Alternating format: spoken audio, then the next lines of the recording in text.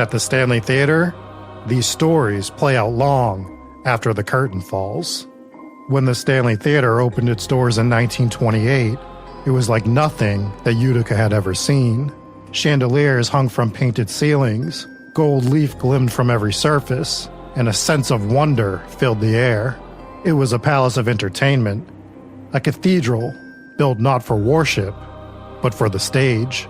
But theaters have a way of holding on to their past, of collecting the residue of every laugh, every tear, and every anxious heartbeat in the dark.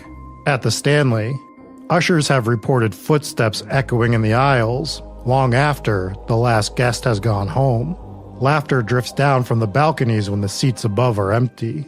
Others claim to have seen entire rows of ghostly patrons, shadows seated in silence, vanishing the moment anyone dares approach.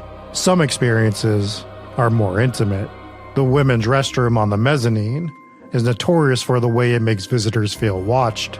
More than one woman has stood at the sink, catching movement in the mirror behind her, only to lock eyes with a figure that isn't there when they turn. Paranormal teams once recorded a low voice whispering a name, one that no one present recognized. And then there is the smoke. In an empty theater, investigators have walked into rooms suddenly filled with the sharp, stale smell of cigarettes.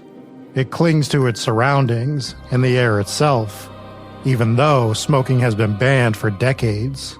Some say it belonged to a stagehand or patron who never really left, announcing his presence in the same way that he always did.